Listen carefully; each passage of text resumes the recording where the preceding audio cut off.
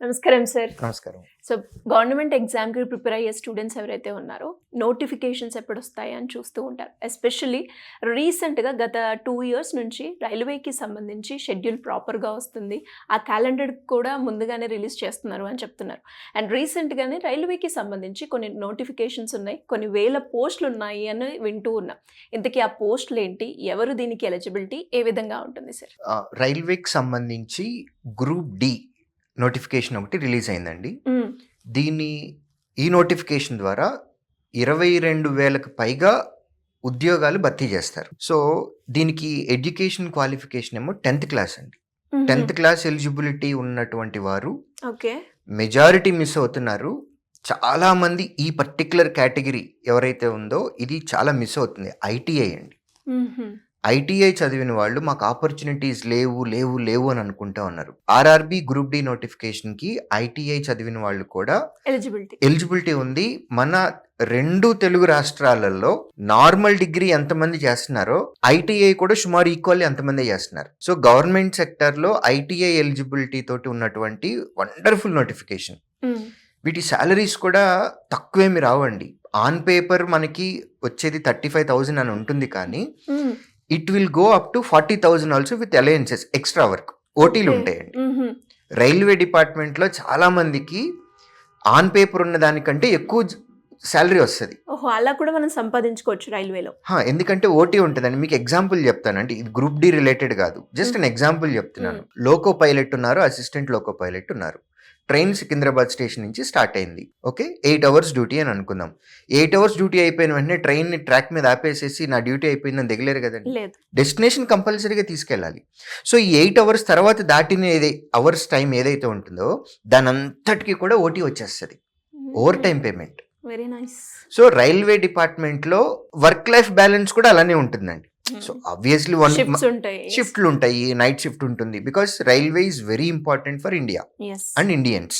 మనకి ప్యాసింజర్స్ ని మనం ట్రావెల్ కరెక్ట్ గా తీసుకెళ్ళాలి అని అంటే రైల్వే స్టేషన్ దగ్గర నుంచి మొదలుపెట్టి ట్రాక్ మెన్ దగ్గర నుంచి మొదలుపెట్టి చాలా సేఫ్ గా తీయాలి. 24 hours వర్క్ చేయాలి. సో అందులో ఉన్న ఎంప్లాయీస్ కాబట్టి వర్క్ లైఫ్ బ్యాలెన్స్ కొంచెం అటు ఇటుగా ఉంటుంది, but still they get very good amount. And at the same time railway department వారి ఎంప్లాయీస్కి ఇచ్చే బెనిఫిట్స్ కూడా అలానే ఉంటాయండి. ఎలాంటివి ఉంటాయి సార్ బెనిఫిట్స్ అన్నారు కాబట్టి? జస్ట్ ఎగ్జాంపుల్ చెప్తానండి. ఒక హ్యూమన్కి కావాల్సింది ఫుడ్, ట్రావెల్, హెల్త్, షెల్టర్ కూడా. షెల్టర్కి వాళ్ళ క్వార్టర్స్ ఉంటాయి, రైల్వే క్వార్టర్స్ ఉంటాయి. హాస్పిటల్స్, ఇండియాలో one of the best health care railway hospitals ఉంటాయి. చాలా మందికి తెలియదు. One of the best hospital services in India.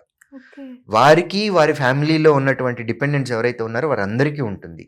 తర్వాత ట్రావెల్, ఇయర్లీ 2 times 1 time కేటగిరీని బట్టి, అంటే వారి పోస్ట్ యొక్క ఇంపార్టెన్స్ని బట్టి ఫ్యామిలీ మొత్తానికి అది స్లీపర్ క్లాసా లేకపోతే ఏసీ 3 టైరా ఏసీ 2 టైరా అనేది మన పొజిషన్ని బట్టి వస్తుంది కేటగిరీ అనేది. ఈ ట్రావెల్కి కూడా ఫ్రీగా చేయొచ్చు. తర్వాత డెస్టినేషన్కి వెళ్ళిన తర్వాత అక్కడ కూడా గెస్ట్ హౌసెస్ ఉంటాయి. ఇటువంటి బెనిఫిట్స్ అన్నీ కూడా రైల్వే డిపార్ట్మెంట్ ఎంప్లాయీస్కి ఇస్తుంది. ది బెస్ట్ ఉంటుంది అసలు. కాకపోతే ఒక్కటే నైట్ షిఫ్ట్లు కొన్ని ఉంటాయి, కొంచెం ఓవర్ టైం పని చేస్తాము అని అనేది ఉంటుంది. ఓవర్ టైం పని చేస్తే దాని నుంచి వచ్చే బెనిఫిట్స్ కూడా అలానే ఉంటాయి. So 10th class and ITI, national apprenticeship certificate అనేది ఇంకో కోర్స్ ఉంటుందండి. చాలా మందికి తెలియదు కూడా. అది కంప్లీట్ చేసిన వాళ్ళు కూడా ఈ నోటిఫికేషన్కి అప్లై చేయొచ్చు. మొత్తం ఇండియా మొత్తం జోన్ వైజ్ గా రిక్రూట్మెంట్ ఉంటుంది. మనకి సౌత్ సెంట్రల్ రైల్వే ఉంది, ఏపీ తెలంగాణకి. ఏపీకి కొత్త జోన్ అలాట్ అయింది, బట్ అఫీషియల్ రిక్రూట్మెంట్ స్టార్ట్ అవుతుంది. మనకి సౌత్ సెంట్రల్ రైల్వేకి ఈ జోన్కి కొన్ని పోస్టులు అనేవి అలొకేట్ అవుతాయి. సో అలా ఇండియాలో ఉన్న అన్ని జోన్స్ కలిపితే మోర్ దాన్ 22,000 వేకెన్సీస్ ఉన్నాయి with 10th class eligibility. And age 18 సంవత్సరాలు మినిమం. 18 కంప్లీట్ చేసి ఉంటే చాలు. అప్ టు ఎవరి వరకు 33 years వరకు చేయొచ్చు. నేను చెప్పిన ఈ 33 years అనేది జనరల్ కేటగిరీ అండి. ఓబీసీ రిజర్వేషన్ ఉంటే 36 years ఉన్న వాళ్ళు కూడా అప్లై చేయొచ్చు. ఎస్సీ లేదా ఎస్టీ రిజర్వేషన్ ఉన్నట్లయితే 38 years వాళ్ళు కూడా అప్లై చేయొచ్చు. 10th eligibility, minimum age 18 years, maximum up to 33 years for regular general category. And salaries కూడా బ్రహ్మాండంగా ఉంటాయి. ఇంకొకటి పే రివిజన్ ఒకటి పెండింగ్లో ఉందండి ఇప్పుడు. ఇన్ కేస్ ఆ పే రివిజన్ కూడా కంప్లీట్ అయిపోతే it will go up to 45,000 to 50,000 per month. Entry level నేను చెప్పింది. నేను చెప్పేది ఎంట్రీ లెవెలే. తర్వాత డిపార్ట్మెంటల్ ఎగ్జామ్స్ ఉంటాయి, వాటన్నిటిని క్లియర్ చేసుకుంటూ వెళ్తా ఉంటే పే స్కేల్ కూడా అదే విధంగా పెరుగుతూ ఉంటుంది. ఎంట్రీ 50 వరకు ఎక్స్పెక్ట్ చేయొచ్చు. అంటే ఇప్పుడు మీరు అన్న పే రివిజన్ జరిగిన తర్వాత పిఆర్సి అని అంటాం. పే రివిజన్ జరిగిన తర్వాత డెఫినెట్గా we can expect 50 also. 50,000 rupees entry level. So వీటి వర్క్ కూడా అంటే ఎట్లా ఉంటుంది అని అంటే, రైల్వేకి మనకి జనరల్గా మనకు తెలిసింది రైల్వే స్టేషన్స్ ఉంటాయి, మనం కోచెస్ ట్రైన్స్ అని అనుకుంటాం, కోచెస్లో పనిచేయాలి. తర్వాత రైల్వే హాస్పిటల్స్లో పనిచేయాలి. తర్వాత సిగ్నలింగ్ సిస్టమ్స్ ఉన్నాయి మనకి, ఆ సిగ్నల్ సిస్టమ్స్ చూసుకోవాలి. తర్వాత రైల్వే ట్రాక్ ఉంది, ఆ రైల్వే ట్రాక్ని చూసుకోవాలి. ఎలక్ట్రిసిటీ డిపార్ట్మెంట్, తర్వాత మెకానికల్ డిపార్ట్మెంట్, ఇవన్నీ చూసుకోవాలి.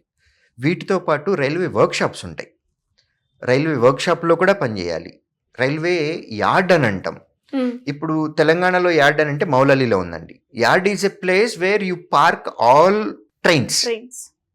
ఎక్కువగా ఉన్నటువంటి ట్రైన్స్ ఏవైతే ఉన్నాయో వాటన్నిటిని పార్క్ చేసేది. అదే ఆంధ్రప్రదేశ్లో అయితే గుంతకల్లో ఉంది. సో ఆ యార్డుల్లో కూడా పనిచేయాలి. సో బాగుంటుంది వర్క్ డెఫినెట్గా 10th క్లాస్ ఎలిజిబిలిటీ తోటి. దీనిలో మనకి ఉన్నటువంటి ఒకే ఒక్క ఇది ప్రాసెస్ ఏంటి అని అంటే, మనము ఆన్లైన్లో అప్లికేషన్ చేయాలండి.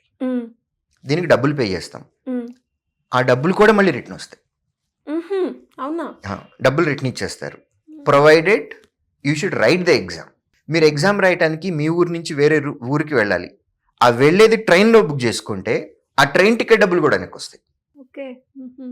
సో మీకు రైల్వే ఎగ్జామ్లో ఉండేటటువంటి biggest advantage for specially rural background people, గ్రామీణ యువత ఎవరైతే ఉన్నారో వీళ్ళందరికీ ఫీలింగ్ ఏంటి అని అంటే, నాకు ఇంగ్లీష్ రాదు. రైల్వే నోటిఫికేషన్లో ఇంగ్లీష్కి సంబంధించి ఒక క్వశ్చన్ ఉండదు. ఇది ఒక పెద్ద అడ్వాంటేజ్, బిగ్గెస్ట్ అడ్వాంటేజ్. 2, ప్రతి క్వశ్చన్ని మీరు తెలుగులో చూసుకోవచ్చు. మీరు లాంగ్వేజ్ మీరే సెలెక్ట్ చేసుకోవచ్చు.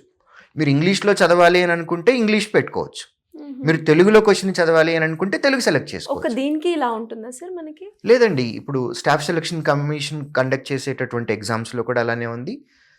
బ్యాంకింగ్ ఇండస్ట్రీకి సంబంధించి క్లరికల్ ఎగ్జామ్స్ ఏవైతే ఉన్నాయో వాటిల్లో కూడా తెలుగులో కూడా చూసుకోవచ్చు. కానీ ఎస్ఎస్సి ఎగ్జామ్స్లోను మిగిలిన ఎగ్జామ్స్లోను, రైల్వే కాకుండా మిగిలిన ఎగ్జామ్స్ ఏవైతే ఉన్నాయో వాటిన్నిటిలో జనరల్ ఇంగ్లీష్ నుంచి క్వశ్చన్స్ వస్తాయి. ఒక సెక్షన్ ఉంటుంది ఇంగ్లీష్కి. రైల్వే ఏ ఎగ్జామ్లో కూడా ఇంగ్లీష్ ఉండదు. అది మన గ్రామీణ యువతకి బిగ్గెస్ట్ అడ్వాంటేజ్. రెండోది, నోటిఫికేషన్కి ఎవరైనా ప్రిపేర్ అవుతున్నట్లయితే కనుక ఈ పర్టికులర్ నోటిఫికేషన్కి దీనిలో సైన్స్ నుంచి ఎక్కువ క్వశ్చన్లు వస్తాయి. ఫిజిక్స్, కెమిస్ట్రీ, బయాలజీ, వీటి నుంచి చాలా ఎక్కువ వెయిటేజ్ ఉంటుంది. ఎందుకంటే వాళ్ళకి అది వర్క్లో అవసరం అవుతుంది.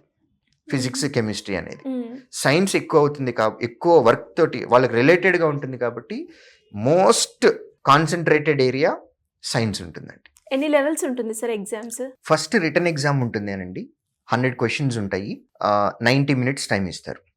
అందులో ఇంగ్లీష్కి సంబంధించి, ఇంగ్లీష్ లాంగ్వేజ్కి సంబంధించి క్వశ్చన్స్ ఉండవు. One more important point, railway ఎగ్జామ్స్లో 1/3 నెగిటివ్ ఉంటుంది, మిగిలిన ఎగ్జామ్స్లో 1/4 ఉంటుంది. రైల్వేలో మాత్రం 1/3. చాలా కేర్ఫుల్గా పెట్టుకోవాలి, తెలిసిన వాటికే ఆన్సర్లు పెట్టాలి, అది ఒక స్ట్రాటజీ అది. సో రిటర్న్ ఎగ్జామ్లో ఎవరికైతే మంచి మార్కులు వస్తాయో అది క్వాలిఫై అవుతారు. తర్వాత వాళ్ళకి ఫిజికల్ ఎఫిషియన్సీ టెస్ట్ పెడతారు. ఫిజికల్ ఎఫిషియన్సీ టెస్ట్లో 2 రకాలు ఉంటాయండి. 2 కూడా మగవారు చేయాలి, ఆడవాళ్ళు కూడా చేయాలి. మగవారు అయితే 35 kgs ఉన్న ఇసుక బస్తాన్ని నెత్తి మీద పెట్టుకొని 100 meters దించకుండా పరిగెత్తాలి. ఆ తర్వాత 1 kilometer రెగ్యులర్ రన్నింగ్ చేయాలి. అదే ఉమెన్ కేటగిరీ అయినట్లయితే కనుక 20 kgs ఇసుక బస్తాన్ని పెట్టుకొని సేమ్ 100 meters అయితే రన్ చేయాలి. కొంచెం టైం ఎక్కువ ఇస్తారు, దించకూడదు, బస్తా దించకూడదు. 100 meters తర్వాత బస్తా పడేసేసి తర్వాత రెగ్యులర్ రన్నింగ్ ఉంటుంది, అది కూడా 1 km ఉంటుంది. సో ఇది ఫిజికల్ ఎఫిషియన్సీ టెస్ట్. ఈ 2 క్లియర్ చేస్తారు అని అంటే మెరిట్ బేసిస్ మీద మీరు అప్లై చేసిన జోన్లో మీకు మెరిట్ మార్క్స్ ఉంటే కనుక మీకు ఉద్యోగం వచ్చేస్తుంది. ఓకే, ఆన్లైన్లో అప్లికేషన్ చేయాలి సార్? కంప్లీట్గా ఆన్లైన్ అప్లికేషన్ అండి. ఓకే, ఆన్లైన్ అప్లికేషన్లో మనకి ఇప్పుడు ఫినాన్షియల్ ఫ్రాడ్స్ చాలా జరుగుతున్నాయి. చాలామంది ఎన్కాష్ చేసుకోవాలనుకుంటున్నారు, రకరకాల పీపుల్ ఉన్నారు. యూత్ ఎప్పుడైనా గుర్తుపెట్టుకోండి, ఇలాంటి అఫీషియల్ నోటిఫికేషన్స్ ఏవైతే ఉన్నాయో, అది స్టాఫ్ సెలక్షన్ కమిషన్ కావచ్చు, లేకపోతే రైల్వే కావచ్చు, మీరు వెబ్సైట్లో లాస్ట్ ఫ్రంట్ లాస్ట్ ఈ రెండు అబ్జర్వ్ చేయాలి. ఫస్ట్లో HTTPS ఉండాలి. HTTP రెగ్యులర్గా ఉంటుంది.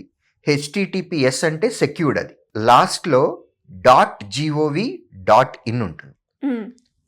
.gov.in is related to government of India. So ఈ రెండు అబ్జర్వ్ చేసి కేర్ఫుల్గా చేయండి. ఎందుకంటే మన తెలియనటువంటి వాళ్ళని ఎన్కాష్ చేసేసుకునేటటువంటి ఫినాన్షియల్ ఫ్రాడ్స్ చాలా జరుగుతున్నాయి.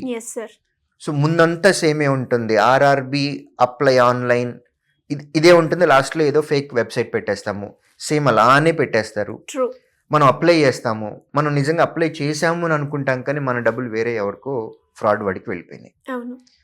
సో మళ్ళీ నోటిఫికేషన్ వెయిట్ చేయాలి అని అంటే మళ్ళీ 1 year వెయిట్ చేయాలి. సో కొంచెం కేర్ఫుల్గా, మనం అందరం చదువుకున్న వాళ్ళం కాబట్టి కొంచెం కేర్ఫుల్గా అబ్జర్వ్ చేసుకుంటే మంచిగా ఉంటుంది.